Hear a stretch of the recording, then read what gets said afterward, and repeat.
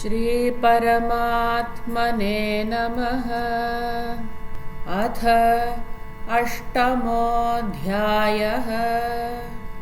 अक्षरब्रह्मयोगः।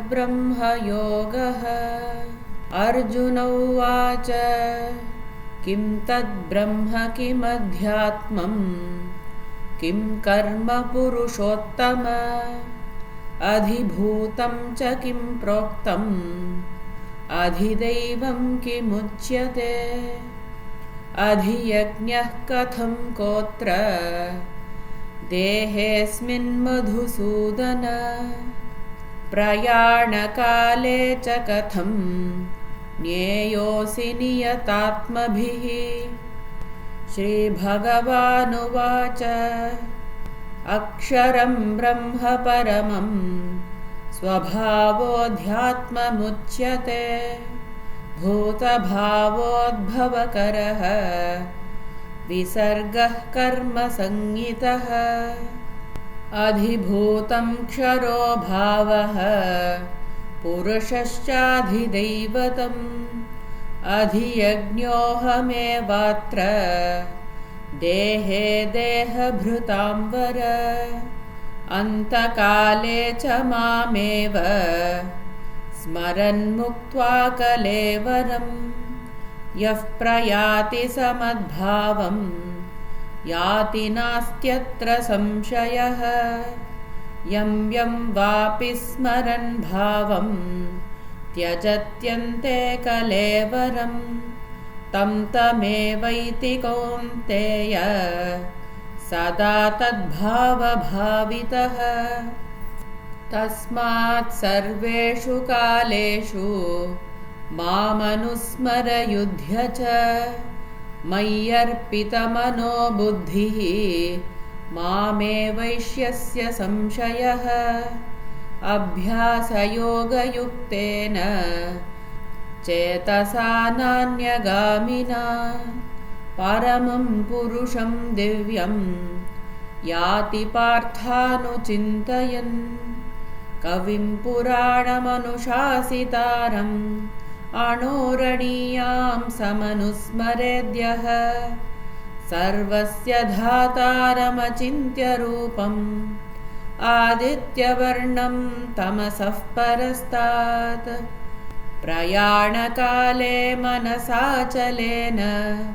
भक्त्या युक्तो योगबलेन चैव भ्रुवोर्मध्ये प्राणमावेश्य सम्यक्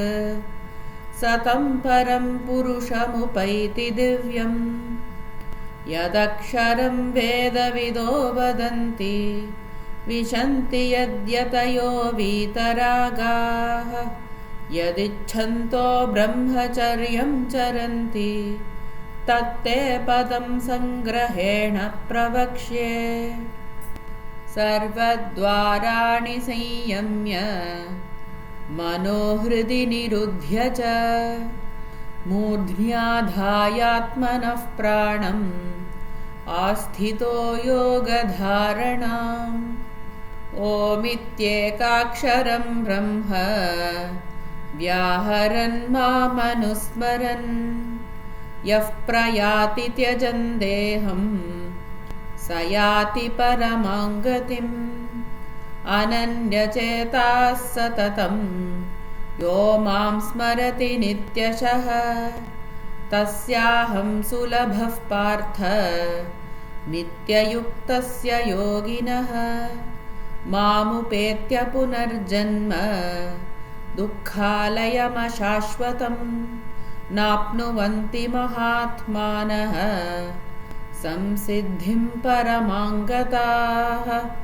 आब्रह्मभुवनाल्लोकाः पुनरावर्तिनोऽर्जुन मामुपेत्य तु कौन्तेय पुनर्जन्म न विद्यते सहस्रयुगपर्यन्तम् अहर्यद्ब्रह्मणो विदुः रात्रिं युगसहस्रान्तां तेहोरात्रविदो जनाः अव्यक्ताद्व्यक्तयः सर्वाः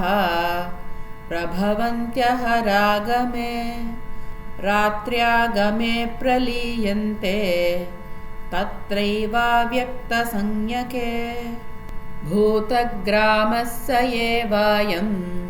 भूत्वा भूत्वा प्रलीयते रात्र्यागमे वशः पार्थ प्रभवत्यहरागमे परस्तस्मात्तु भावोऽन्यो व्यक्तो व्यक्तात् सनातनः यः स सर्वेषु भूतेषु नश्यत्सु न विनश्यति अव्यक्तोऽक्षर इत्युक्तः तमाहुः परमां गतिं यं प्राप्य न निवर्तन्ते तद्धाम परमं मम पुरुषः स परः पार्थ भक्त्या लभ्यस्त्वनन्यया यस्यान्तस्थानि भूतानि येन सर्वमिदं ततं यत्र काले त्वनावृत्तिम् आवृत्तिं चैव योगिनः प्रयाता यान्ति तं कालं वक्ष्यामि भरतर्षभ अग्निर्ज्योतिरः शुक्लः षण्मासा उत्तरायणम् तत्र प्रयाता गच्छन्ति ब्रह्म ब्रह्मविदो जनाः धूमो रात्रिस्तथा कृष्णः षण्मासा दक्षिणायनम् तत्र चान्द्रमसं ज्योतिः योगी प्राप्य निवर्तते शुक्लकृष्णे गति ह्येते जगतः शाश्वते मते एकया यात्यनावृत्तिम् अन्यया वर्तते पुनः नैते श्रुति पार्थ जानन् योगी मुह्यति कश्चन तस्मात् सर्वेषु कालेषु योगयुक्तो भवार्जुन वेदेषु यज्ञेषु तपस्सु चैव दानेषु यत्पुण्यफलं प्रदिष्टम् अत्येति तत्सर्वमिदं विदित्वा योगी परं स्थानमुपैति चाद्यम् ॐ तत्सदिति श्रीमद्भगवद्गीतासु उपनिषत्सु ब्रह्मविद्यायां योगशास्त्रे श्रीकृष्णार्जुनसंवादे अक्षरब्रह्मयोगो नाम अष्टमोऽध्यायः। सर्वं कृष्णार्पणमस्तु।